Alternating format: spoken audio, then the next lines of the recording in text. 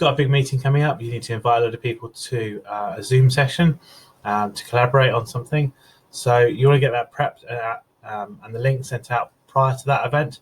So you know that everyone's got that and everyone's going to attend on time and be ready for that meeting, rather than having to set up a meeting on the fly and get that invite link to them.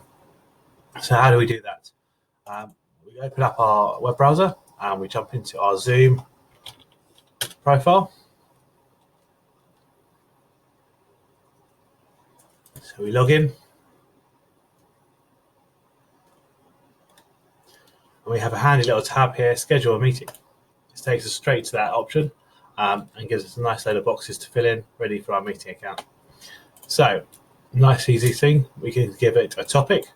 So we'll call this a demo meeting setup. You can give it a description if you fancy, or if not, just leave it blank. You set the time and date. You have a nice little calendar here as well to help you out with the dates and the days and get it sorted. It is an American time, Zoom being based in the US, so don't forget the month is first and the day is second. The time as well can be adjusted here. You can set the duration of the meeting for the meeting to end. It doesn't cut the meeting off unless you have the basic plan or the free plan for 40 minutes. But it's just like a time period for a slot for further on. You set the time zone that you're in, whether the meeting reoccurs at the same time, which is a nice feature. So if you have a weekly meeting or a weekly sync up, you can set that up to reoccur, and you can set the time that reoccurs and how often that will reoccur as well.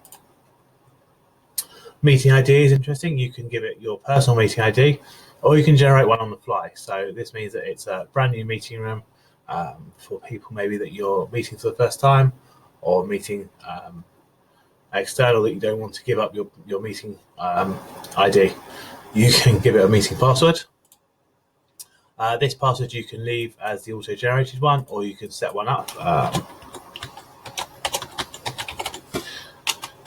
It is limited by a set number of characters, but you can have fun with that and play around with that for your meeting.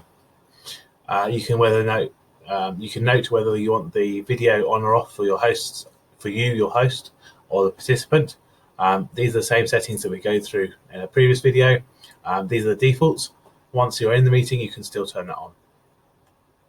Again, you have the audio options that we went through for your default instantaneous meetings, but this is for this particular scheduled meeting event. The next ones are very preferential. I prefer to leave them as these are set, but it's up to you whether you want to enable users to join the meeting before you have. If you have this disabled like I do, if I try to join the meeting prior to the time or prior to me opening the meeting, it would just give a little waiting box saying waiting for host to start the meeting. Mute the musicians on entry. I don't have this unblocked because we default to turn the video off. So we allow people straight away that it's unmuted, but it's up to you whether you want to have them muted and the video off, just to get everybody on board before the bandwidth flow starts to ramp up with video and audio in that. Meeting room enabled is a really good one. It means that you can invite people in and out of that waiting room, and you can reject them before they even before they're even in the meeting. So if you don't recognize the name, or it's not someone meant to be in that meeting and they've clicked on the link by mistake, you can reject them from the meeting room without them interrupting your meeting. And the fourth and final option, the record the meeting, really nice feature. If you're doing a meeting on a subject and someone can't attend, or someone doesn't have the ability to attend, you can record it locally, and once the meeting's finished, you can then send them the file of the meeting, and they could in effect watch the meeting afterwards, or you could keep it as a record for your archives. Once you've done that and chosen the options you want, click on save. This then brings up the meeting. You got the meeting status. The reason you've got the reoccurring options, as we looked into, is you can add it straight to your Google Calendar. You can download a calendar invite for Outlook, or push it straight into your Yahoo Calendar. This obviously gives you the ability to then share these files or share the events with your participants, and they will then have all the information in that event ready for you, ready for your meeting time to join straight away. If you don't want to do that, you can literally come in here and copy this URL, and you can send this straight to your participants, and they can just click on that URL at the time of the meeting, and they'll log in when it's opened by yourselves. Or if you've enabled join before the host, they'll jump in the meeting and they can start chatting to people before you joined and opened it up. Once you've done this, you can literally just close out your window and the meeting is ready to go. When it comes round to your time of the meeting, you can either open the link from your own Outlook calendar, Yahoo calendar, or Google Calendar, or you can go back into your Zoom profile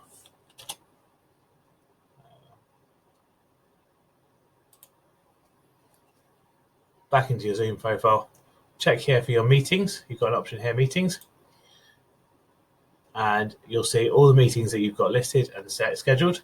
You can schedule a new one, or you can just click start here for this meeting. And again, it opens the prompt for the Windows window prompt for your meeting room.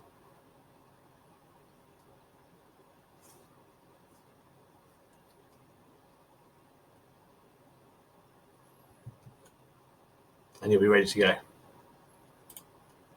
So it gives you the demo meeting, the title, the password for hosts if they've lost it.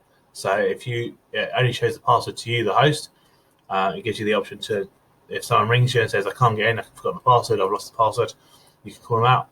And it still gives you the URL as well to send out to last minute additions or participants if they've forgotten it. And that's how we schedule a meeting and get everybody on board.